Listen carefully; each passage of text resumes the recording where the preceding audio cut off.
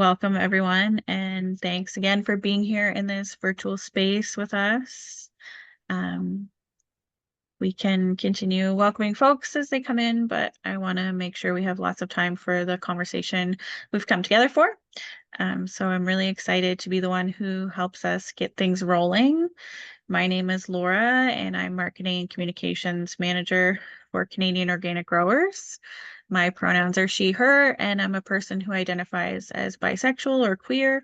I'm also a person who deeply values the work of Canadian farmers, including my partner, who's a small scale seed farmer of late. So when we as a team at COG and with our friends at NFU started talking about how we could recognize Pride season and about the idea for this event, I was really excited to help play a part in bringing it together. And I'm so glad to see you all logging in today. Diversity is so super essential for innovation, resilience, and adaptation. And now more than ever, those are things we need in our food system.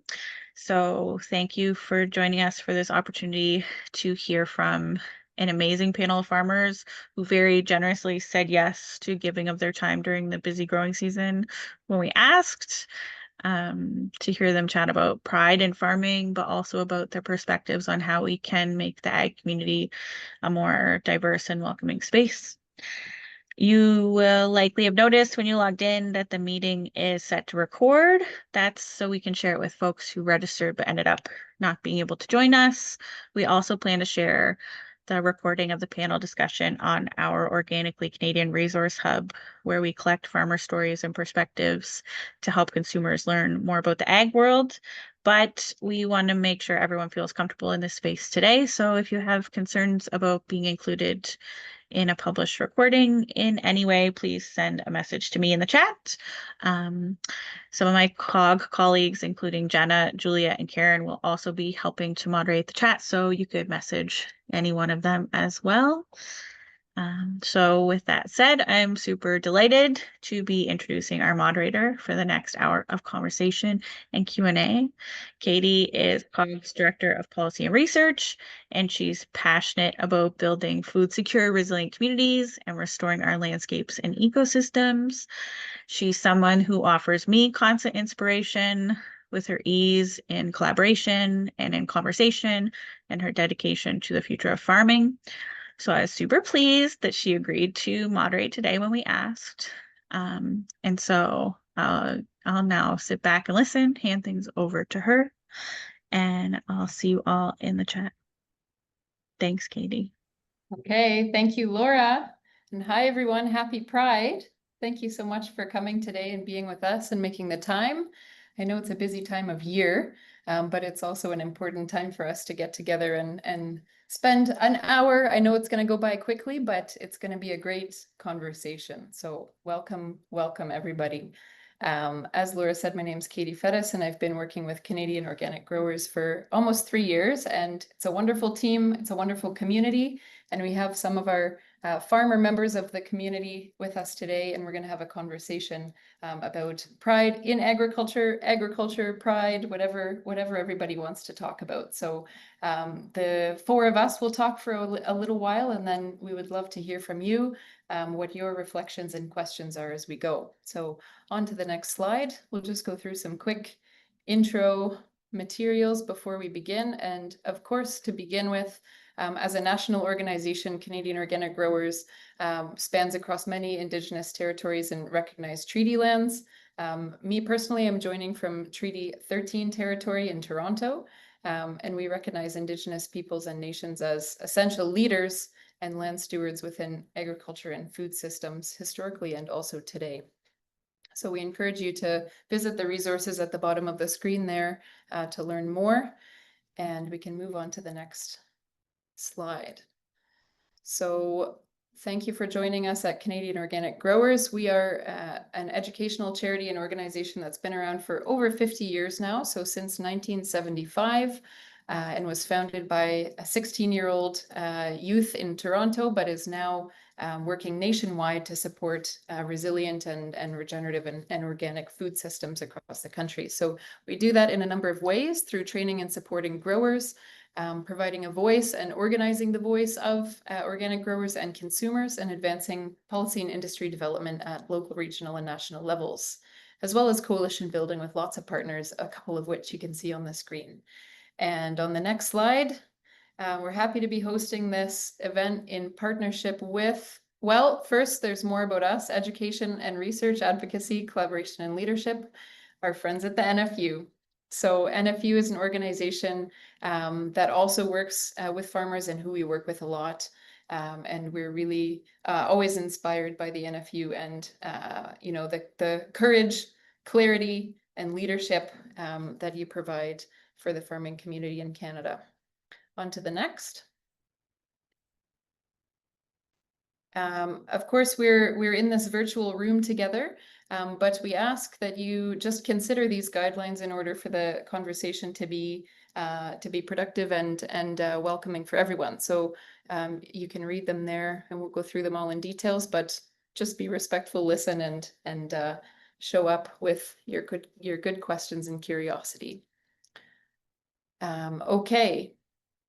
Next, I think we are going to meet our panelists now. So Jackie, Soleil, Jesse, once again, thank you so much for your time and agreeing to this. I'm just going to introduce the three of them really quickly, and then we will open it up and hear from the three of them. So Jackie Clark, whether you find her managing EFAO's small grains program, editing the EFAO quarterly magazine, at an NFU farmer worker member gathering or growing organic vegetables at home or on friends' farms, Jackie Clark is always aiming to contribute to a more just and equitable food system. She is passionate about farmer-led research, agroecology, connecting mutual aid with political education and action, and building community among the LGBT community farmers across Ontario. Welcome, Jackie. Jackie just moved a few days ago, so this is thank you so much for still taking the time during an especially busy time. Jesse Finch is a registered herbalist and herb farmer. You will find Jesse Finch on Future Spell Farm, surrounded by their family, animals, and thousands of plants on many beautiful acres. With a deep dedication to ecological growing practices, Jesse grows farm direct herbs for practitioners, wellness companies, community herbalists, and apothecaries. Jesse embraces a holistic way of work that is queer and trans affirming and steeped in values including community care, collective liberation, and access. Welcome, Jesse. And finally, we have Soleil Hutchinson joining us from rural PEI, where she lives in farms with her wife Lauren, tending to 6 acres of stunning organic vegetables at Soleil's farm. Soleil champions the idea that together, a community of committed farmers and eaters can create a better food system where we can all celebrate and enjoy good food. Her vision emphasizes collaboration, accessibility, and a deep connection to both land and people. Welcome again to the three of you, and couldn't think of a better group to have this conversation today. So we are here to celebrate you and to connect and discuss. So thanks again for your time. Okay, so just to begin with, we can, I'll just open it up to the three of you.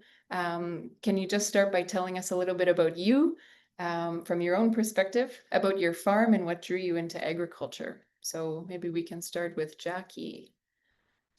Go ahead. Sure. Thank you so much for the warm welcome, and to COG and the NFU for having a great event like this. So I grew up in Pickering, suburbs just outside of Toronto, was very disconnected from agriculture. But I had a substitute teacher in high school, Mr. McGregor, who was an activist for the Pickering Airport lands. Folks in Ontario may be familiar with that proposed development and the farmers that have championed protecting those lands. And that got me interested in agriculture for the first time in my life. So then I went to the University of Guelph. I was an Aggie. And that was a mixed experience for sure. Got into agronomic research. So I spent a lot of time working on research farms and did some genetic research. Took a pivot into agriculture journalism and wrote for a couple of publications for a while. And then I found my way to the EFAO which is the Ecological Farmers Association of Ontario, and also working part-time at Root Radical, which is an organic vegetable farm on Howe Island near Kingston. So it's interesting, like my introduction to agriculture was very political activism based, and then I got into a really production heavy part of my career, and then I've sort of found my way full circle back into a more activist space within ag, which is great. And working on the vegetable farm made me just like fall in love with being in the greenhouse and seeing all the seedlings come up. It's like a really beautiful place to be. Thanks so much, Jackie. Nice to hear a little bit more about your pathway, and we will hear lots more. How about Jessie? Hi, everyone. Thanks for having me.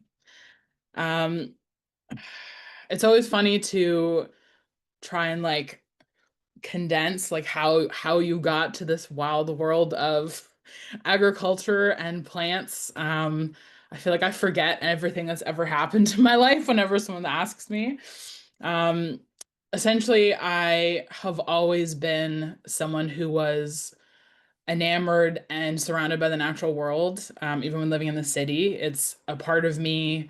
It's how I feel fed, it's how I feel grounded. And even before I was in this field, literally, that was a part of my heart in one way or another. I grew up in horse barns as a horse kid.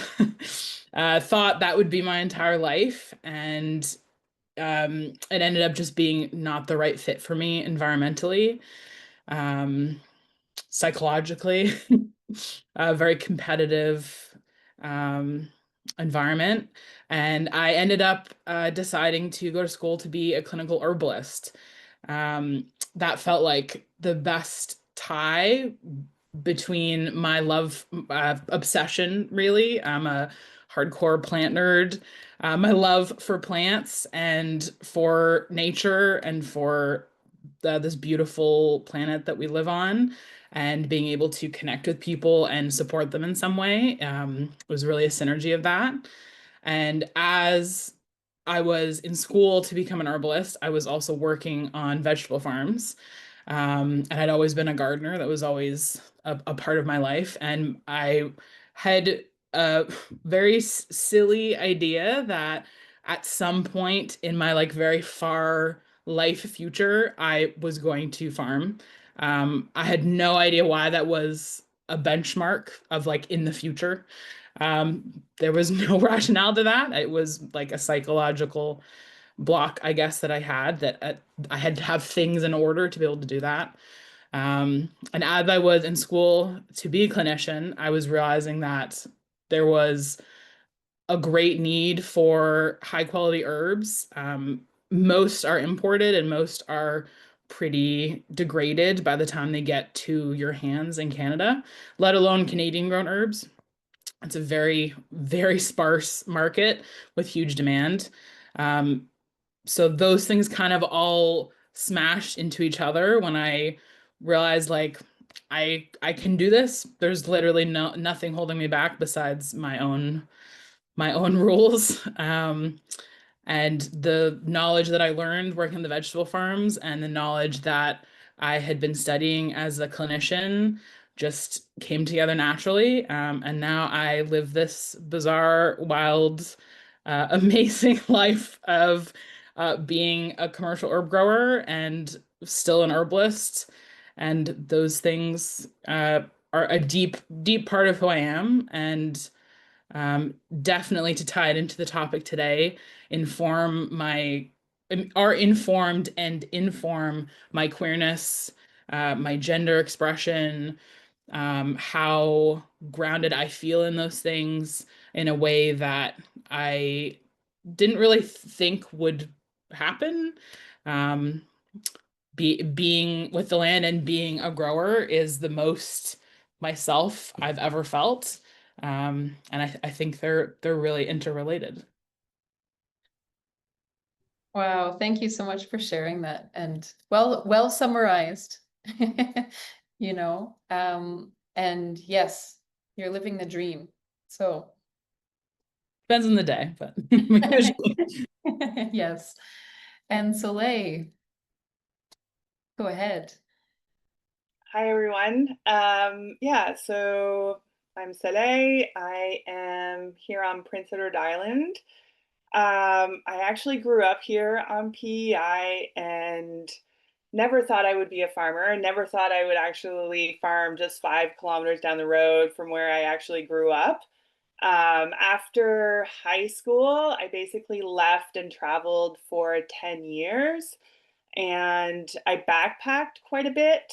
Um, and after backpacking for about like 4 years, I did go and get a BA in environmental studies and geography because I loved working outside. I love backpacking, but like I wanted to know why mountains were where they were, just kind of like the natural world, how it worked. And so I got an environmental studies degree, but I really like the environment was really something that always was important to me. And my mom always had a garden. My dad's a forester.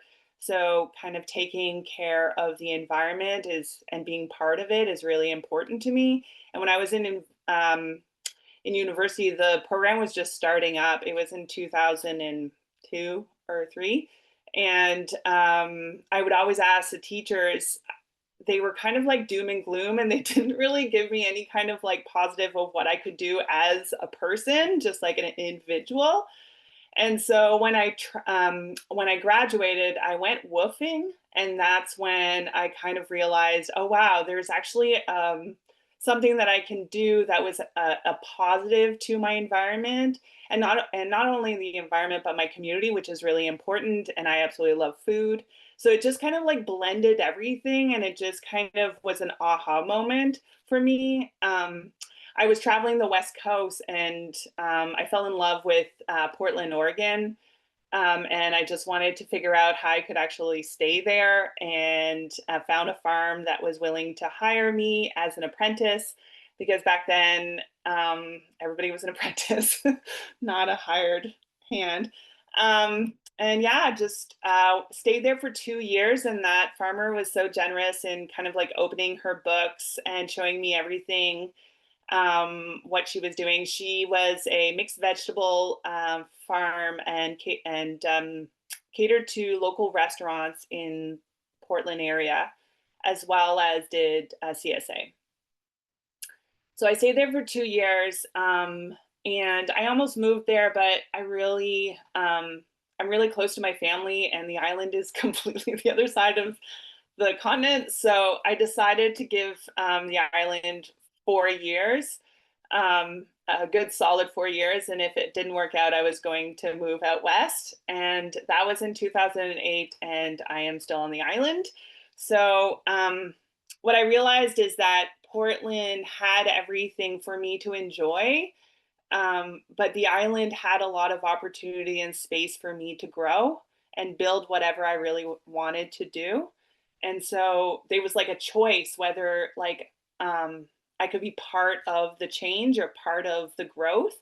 And that really spoke to me. And there was just a lot of opportunity here on PEI. So I came, yeah, in 2008, and there was no one selling to restaurants, and that was something that the farmer had showed me how to do, and so I literally just would knock on restaurant doors and have my little pickup truck full of veggies, and it kind of started that way, and quarter of an acre.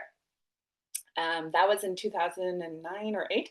And now we are at about like, yeah, 6, 7 acres. I'm not quite sure. Um, and we have a staff of 10, including me and my wife. And we mostly do a wholesale to restaurants, retail stores, and CSA. So a lot of the model that I actually learned out west. Amazing. Thank you. Also, what a journey. So, wow. I think all three of you have shared, a non-linear pathway that's coming closer and closer to groundedness and authenticity and just being able to live your passion and yourself and what drives you. So yeah, thank you each for sharing.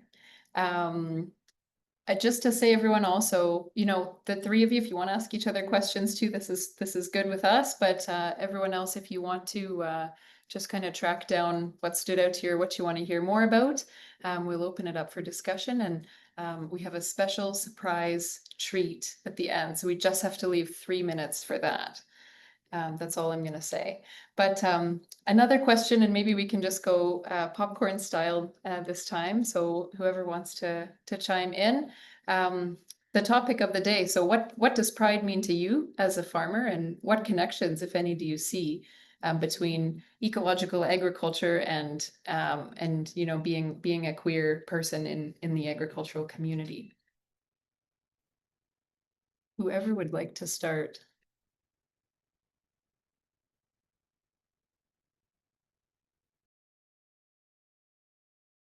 Sure, I can jump in.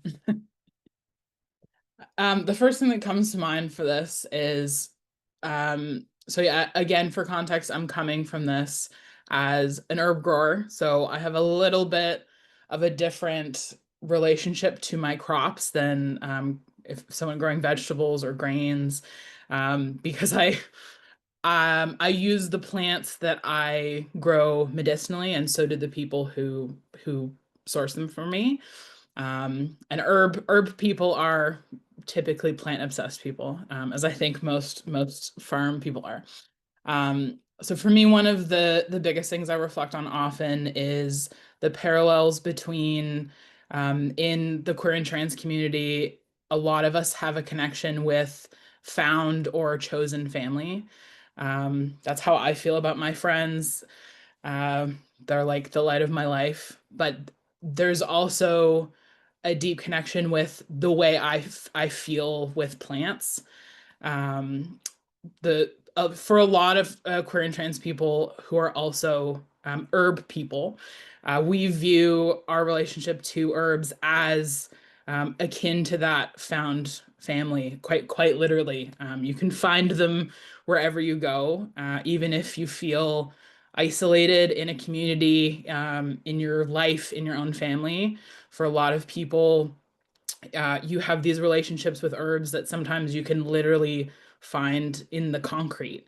They're there for you at all times. You can have a bottle of them in your pocket.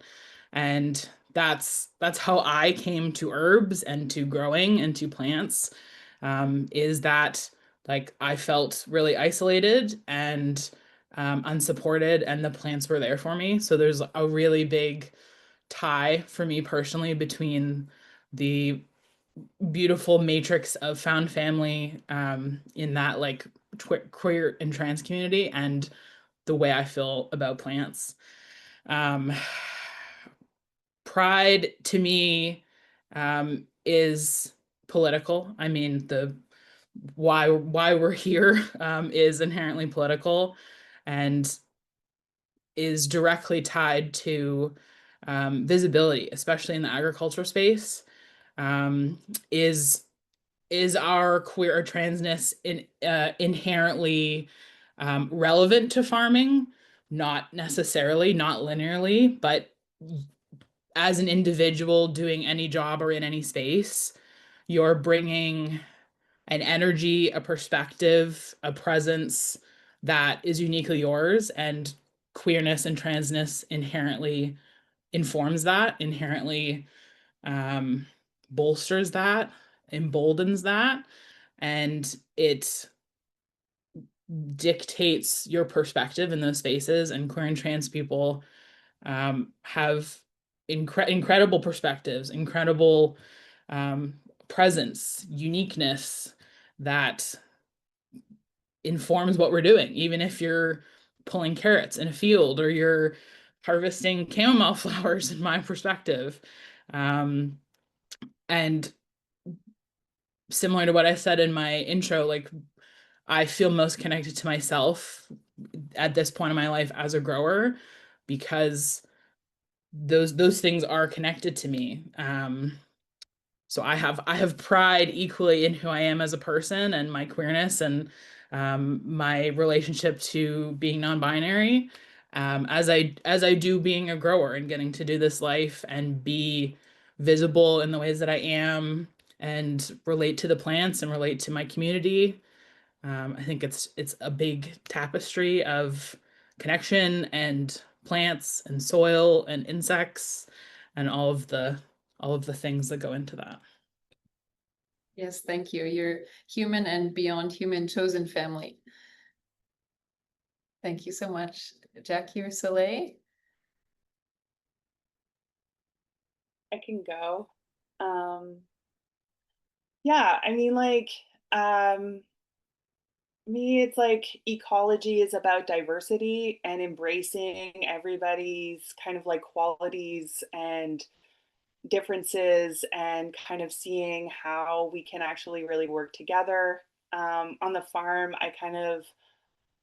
um, I mean, like monocultures are just like, I feel it's more of like a monologue and then like ecology or like with the small mixed farms, I just find it's like more diversified and there's a lot more of like a dialogue happening where you're kind of like needing to connect with yourself with the plants and understanding kind of like what they need. They're kind of like um, verbalizing that to you, indicating it to you in their own way. And we can actually also kind of celebrate ourselves and how we are and showing up on the farm, how we are, how we can. And so we have a very diverse farming team, and everybody has kind of like everybody's quirky, everybody's just showing up and bringing up differences and their beautiful selves to the farm. And so like just kind of like celebrating that diversity with our crops and with our crew. Yeah, and I find that ecology kind of like just like the world around us, our ecosystems, it's not good if we're all kind of the same. It's better and celebrating differences. um yeah, so that's anything that comes to me. Thank you. Super well said. Go ahead, Jackie. Yeah, I love this question and what's been said so far. And what I might add is that like queer folks have always been really connected to the land. Historically, like a queer historian taught me about Lady Eve Balfour, I think her name was, in the early 1900s, like one of the first people to do like scientific trials comparing organic production with conventional production, and her like longtime roommate that she like wrote novels with and had a very close relationship with. And she was nobility, but marginalized people have always had to imagine new and creative ways of doing things. Um, and when you don't have access to wealth or to maybe the same systems, mainstream systems, you're forced to rely on mutual aid and grassroots innovation. And I think all of that makes queer and trans folks like very uniquely skilled and positioned to flourish in organic production, ecological production, these really like increasingly important ways of being in food growing spaces. And so I think celebrating pride in the ag community is hopefully shining more light and bringing more power to those folks who, I mean, the mainstream is going to need as climate crisis and other social political crises converge. Folks are going to need to rely on people who know how to be scrappy and survive and rely on each other. And I think queer and trans folks are like a vital part of that. And I also see a lot of patriarchy and like misogyny tied up in the heteronormativity of ag.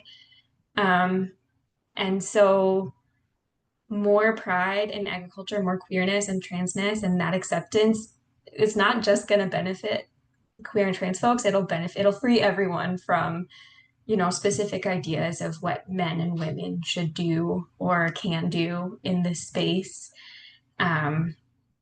Yeah, I think everyone being able to show up as their full selves is a benefit for everyone.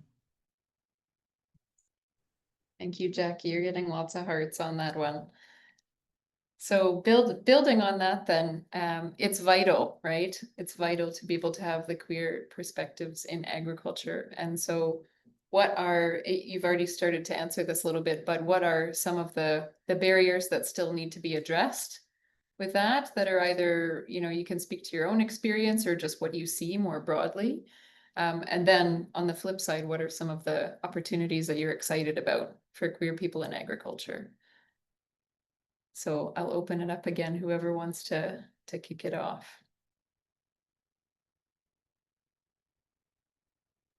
I can start. Thank you.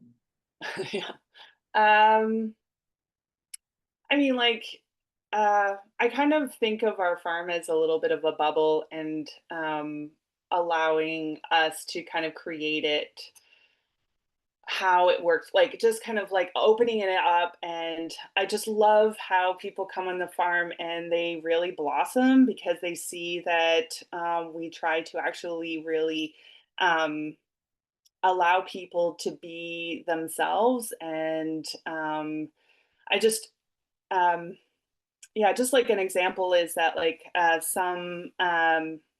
the way we kind of like run our farm is much more about we feel like people come on the farm, they they really want to do a good job. And so kind of like instead of blaming people or finger pointing, kind of being more inclusive and kind of seeing like, okay, like maybe like this system is not working for you, or like how can we change it so that it's much more inclusive. And so it's just like, what are the resources on the farm that we can actually use to make it much more positive and much more welcoming and fun and silly, and just what kind of world, like imagine what we want and kind of create it within this bubble of the farm. And kind of explore different things in that. But then there is outside of the bubble, and so it's just like when you go out and if I'm like buying something and I mention that I'm a farmer, they often just think that I'm like the wife of a farmer. And so there's a lot of like preconceived notions, and I just or also kind of feeling like we are a small scale ag, and so kind of not feeling like a lot of people, the perception is that we don't have much of an impact, or we're not a real farm. We're just like a homesteader or like a little garden. And even that would be fine, but it's just like I just feel like kind of taking ourselves, the greater community doesn't necessarily take us seriously, and kind of like always having to prove ourselves a little bit more. Um, yeah. But kind of, and so with that, I'm trying to like, we really try to create the farm as like a little bit of a haven, an oasis, so that people feel more comfortable and celebrated here, rather than always having to fight or try to fit a mold that might not actually work for them. So yeah, so those are the two things. Yeah, thank you. Yeah, and thanks for describing that tension, I think, between, you have agency over what you can do on your own farm and try to create some kind of island of coherence, or, a haven or an oasis. And then when you go out into the broader world, it's outside of your control, but you're doing everything you can. And for the people who come. Jackie or Jesse, what would you say on this question? I'll start by actually jumping off of what Soleil kind of touched on there, that there's, I mean, I think a lot of us are nodding our heads that a lot of us have experienced people undervaluing our labor by kind of assuming we're gardeners, or not commercial growers, not professional growers. That's what I mean by gardeners. Gardeners are fantastic. And I think that's really related to misogyny and like undervaluing of feminine labor, but that's especially complicated when we bring in queerness, transness, other marginalized identities, especially if you're visibly marginalized. Sometimes it can be an honest, like, oh, I've never thought that someone who looks like you would be doing this professionally. And sometimes it is intentional as a way to kind of literally minimize your labor. And I think with what I do, I get that a lot because people think of herbs, flowers as garden plants, not realizing that the supplement industry, the tea industry is gigantic, and a lot of those people are also buying boxes of tea, supplements they're spending hundreds of dollars on, and not realizing like someone had to grow those.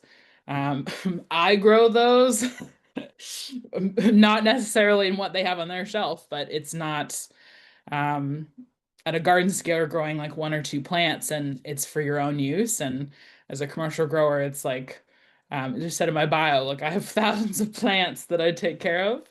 And that is a great deal of labor. And someone is growing that, whether it's me in Canada or whether it's um, a migrant worker somewhere being paid horrifically, or somewhere where that plant grows indigenously and anywhere from paid horrifically to paid well. Um, labor is important. That is related to the politics of queerness and gender.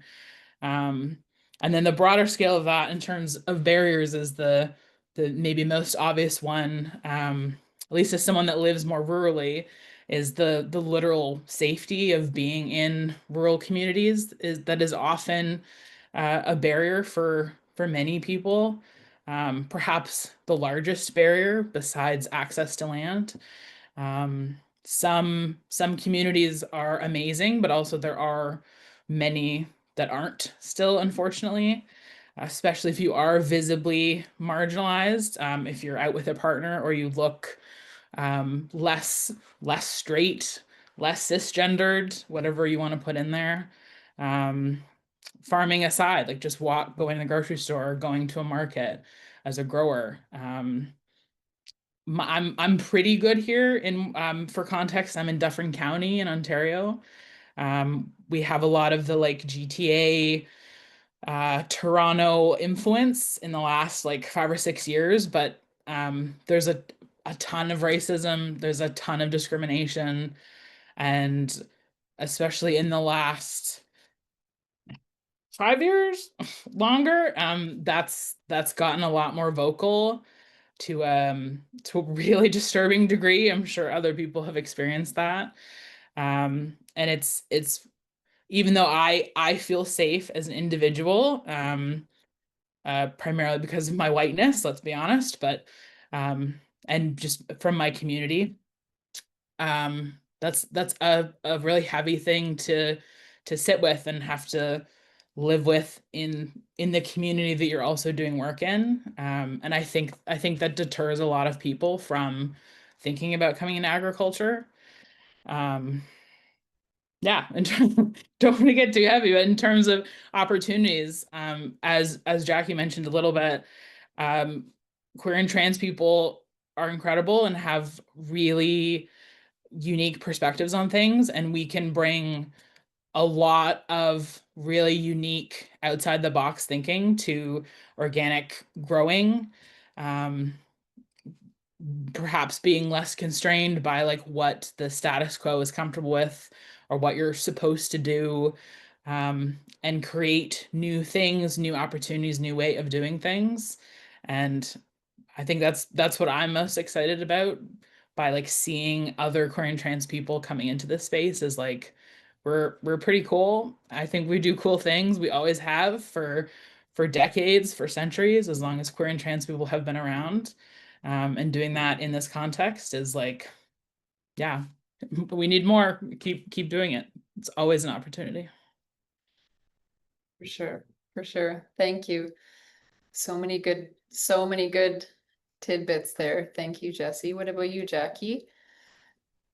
Yeah. both Soleil and Jesse touched on a lot of ways that I've been thinking and feeling. Yeah, I don't think you can separate, like under capitalism, you cannot separate any challenge from class.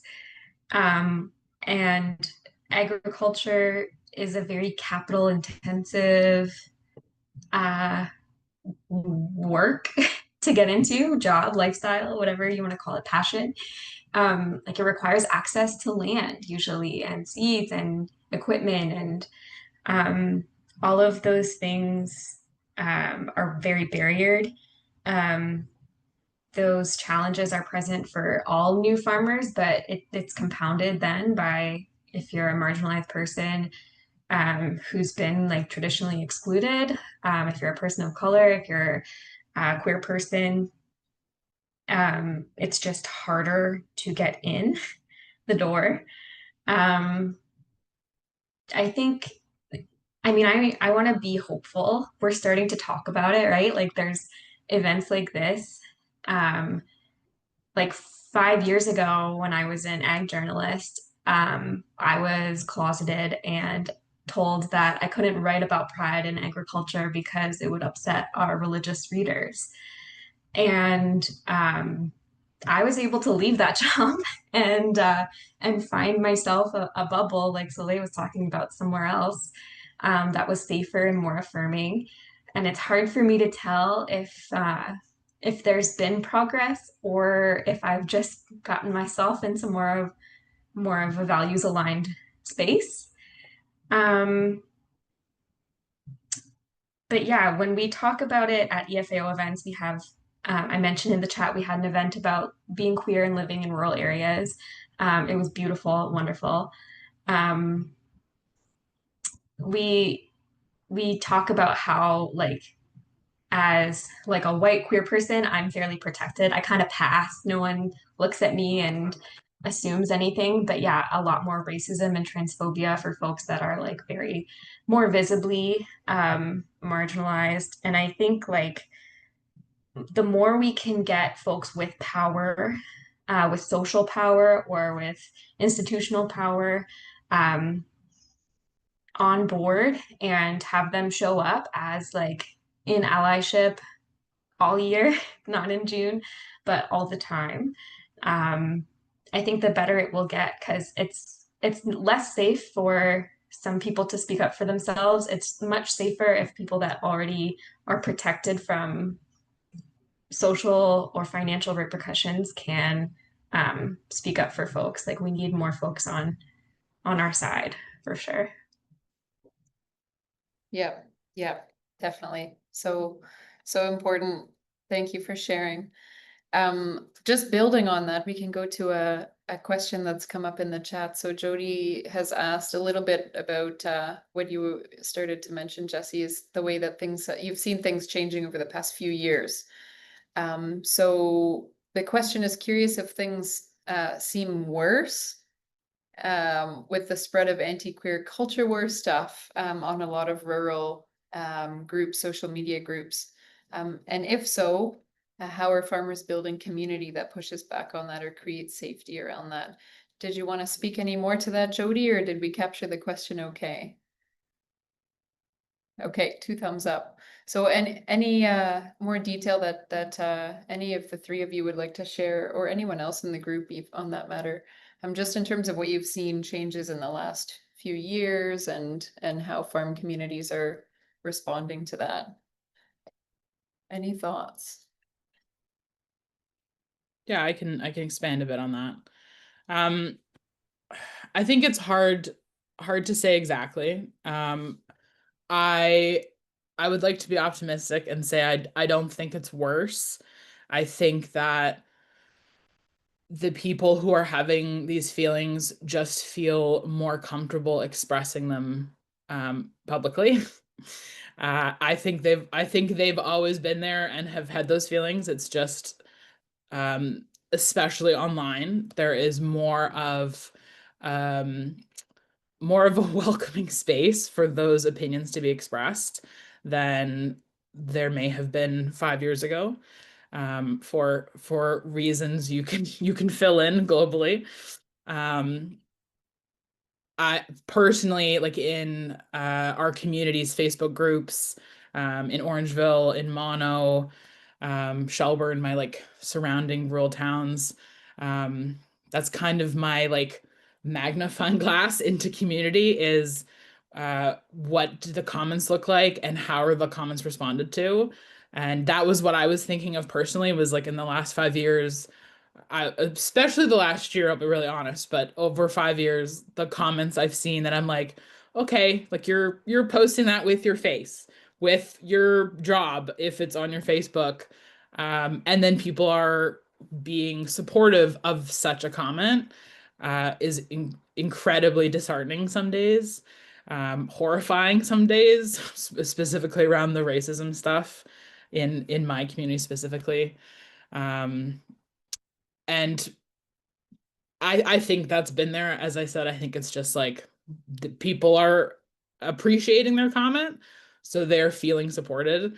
And then in the flip side, I think that's how we have to handle it as well, is for every disgusting comment, there are people being like, that is not something that we're comfortable saying or feeling or having in our community, and then being louder than that hate, supporting each other louder than the bigotry expresses itself, um, creating community when there isn't uh, visible community, because I think there's always community, there's always groups of people, like queer and trans people are everywhere, but it's sometimes hard to find that, to like tap into that web. And at least personally, I mean, I'm a solo farmer, so again, a little bit of a different perspective. I'm alone a lot. So I'm a bit of a hermit, and that's very easy to be like, I'm literally alone in my field. And like kind of you get used to that, and I am comfortable with it, but at times like you kind of get in that groove and you're like, yeah, I'm here by myself, especially in a rural community. But other farmers, both close to me and in Ontario and in even broader as far as you want to go, we're great people. And even though we might be maybe a little antisocial or a little quirky, uh, we are cool people and we respect each other, and finding ways to like push through that, perhaps antisocial streak and create that community. I have a few, I'm actually on my NFU locals board, and that's been a great chance for me to connect with hyper local farmers. And we are a very diverse, respectful, grounded, inclusive minded group. And that's given me like a heartening sense that like this does exist. We are here, we can be here.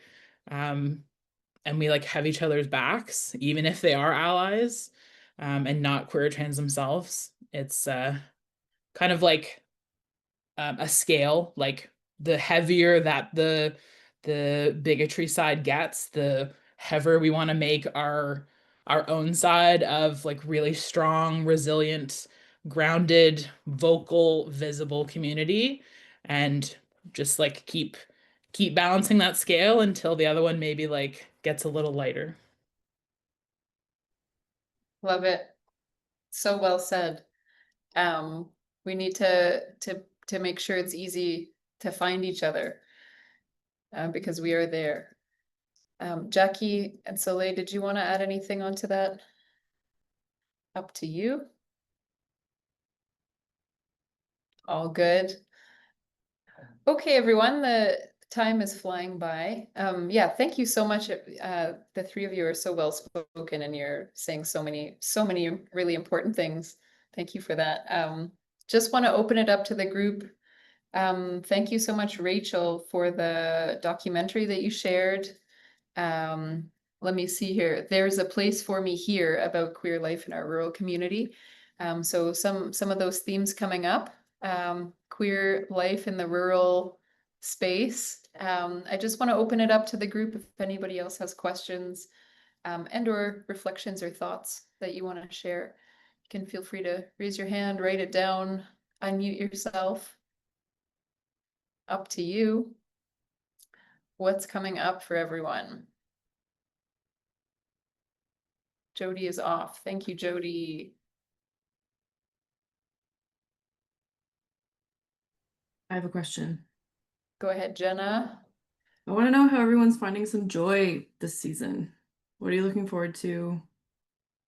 I don't know, maybe you've got a fun swimming hole or activities coming up that you are excited about, but yeah, wanted to ask about how you're finding joy this season. Especially if you don't have a swimming hole.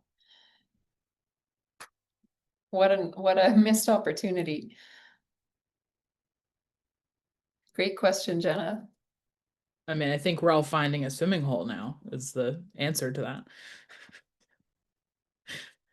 Immediate goal. I can jump in quick. We, like Katie mentioned, just moved to a small town called Battersea, Ontario, north of Kingston. And like we've been talking about, my partner and I had a lot of anxiety just about safety as a couple of queer women living out here. Yeah, when things have gotten scarier over the last few years with the online discourse, especially.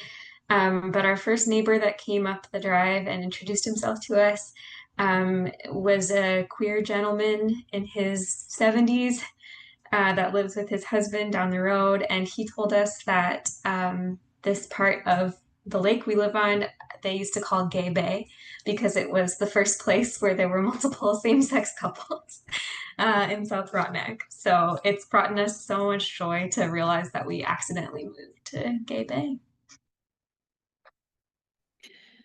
Was it an accident? Such great news. Hallelujah. It's like a little cherry on top. So happy for you, Jackie. Anyone else? Okay, I have a little lightning round question. Okay, any advice you would give to either your younger self or a young queer person who's interested in agriculture, thinking about agriculture in some way? What would you tell yourself or them and or them? For me, I was way too serious when I was young, and I need to just I needed to lighten up a little bit earlier. Um, yeah, and just be really proud of who I am as a person. I am a late bloomer and came out at 38. And so I would have loved to have just been much more just myself at a younger age and just be, celebrating that I wasn't, bad or just yeah. And so I could really feel the love inside and out and be really proud of that. And I think that, yeah, just be silly earlier on and not take things too seriously. Um, and I think it's contagious. So it's a little bit to the other question is I try to be it took me a really long time. Coming out is it was difficult for me. And also once I was out, it was just hard to stand on my own 2 feet and just be strong. But now just kind of embracing the silliness helps me kind of flow through that. And I do want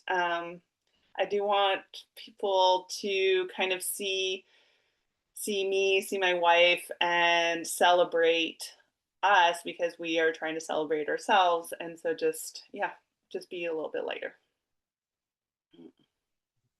Thank you so much for sharing that. Well, now you have to be extra silly for the rest of time. So looks like everyone's celebrating you. Jesse or Jackie, anything you want to contribute on that one? Sure. Yeah. To younger queer, trans potential farmers, I would say that there is absolutely space for you in the agriculture world, whether that's vegetables, grains, livestock, herbs, whatever your heart is sitting with. We as queer and trans people can have a hard time everywhere. Ag is no exception from that. So you can handle hard things. We do hard shit all the time, and that informs how badass of a farmer you're going to be if that's what you want to do. Um, it's not going to be any harder or easier than anything else. That's just the way the world is right now. But we are awesome, and you can be a really cool farmer. Just to make it really, really simple, I've said multiple times to my friends, like, this is the coolest I've ever felt in my life. Just to like talk myself up a little bit. Like I've never felt cool, whether that's like, I mean, I think like queer and trans people often that's like a bit of a theme. We're always like a little bit of an outcast. At some point in our life, I feel like we've all had like a feeling of that. Me especially, that's like most of my life I felt like that. And now I'm like, I mean, maybe it's because I'm doing something I'm so passionate about and like uses my body in ways that feel good and uses my mind in ways that like feel good to me, but I just feel like super cool. And I'm like, that's something that younger me would be like, what are you talking about? That's not possible. But I think if you do something you're passionate about, like that's inherently what comes out of it.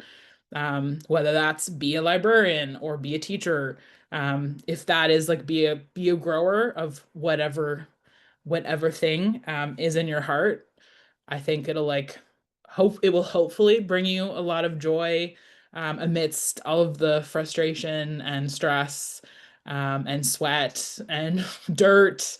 It's worth all of that times like 100-fold if it's what you love doing, what you want to do, and we need you. There's space for you. Just do it. See how it goes.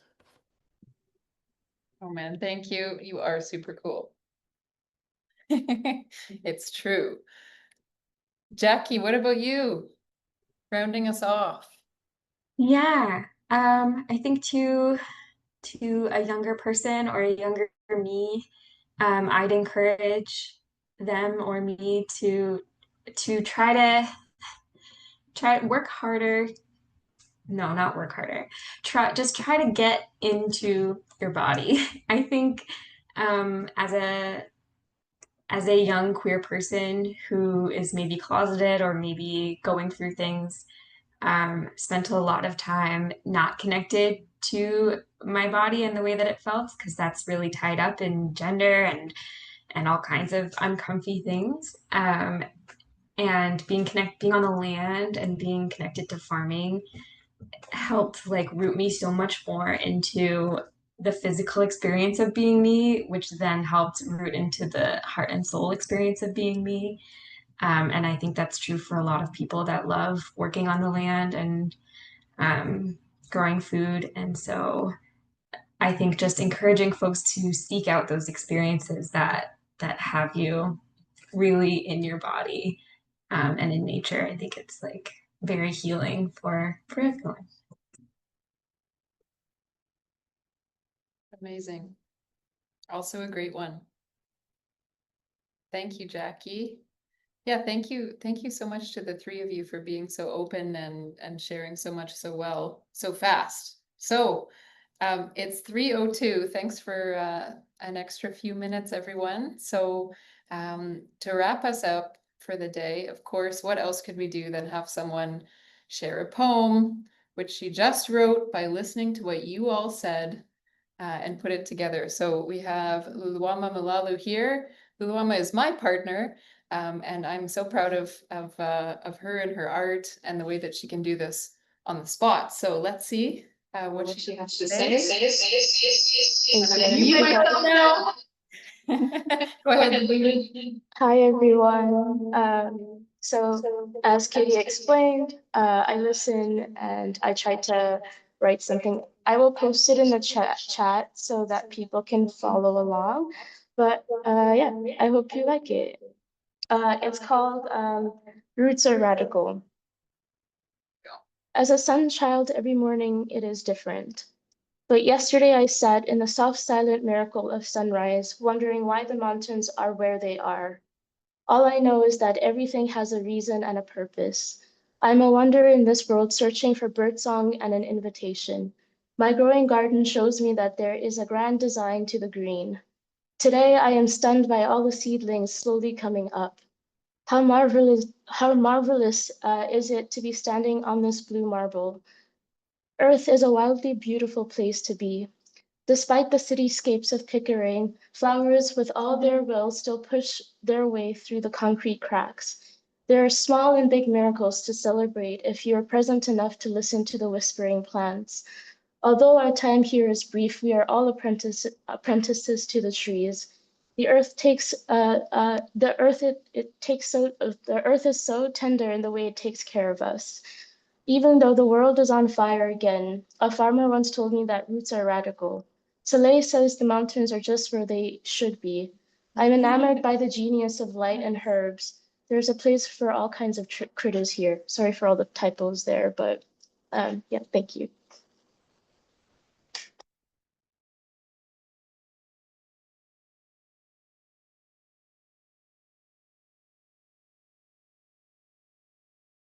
Yay, Lulu.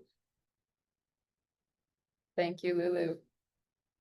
So you have the text there. This was a poem written together by all of us. So you have that to keep and yes, the mountains are right where they should be. How true. So yeah, once again, thank you so much, everyone. We can wrap it up here officially for now, but if anybody has a burning, lingering thought or whatever's on your mind, we got a couple extra minutes. Otherwise, yeah, thank you. A huge thank you. So I think one of our takeaways is that we have to do this more often. So we will see once June is finished, how we can keep showing up for each other and making it easier for us to find each other. But thank you, Jessie, Jackie, Soleil, Laura for organizing, Lulu for the art, the beautiful poetry. Thank you to the COG team. Thanks everyone for coming. We appreciate you.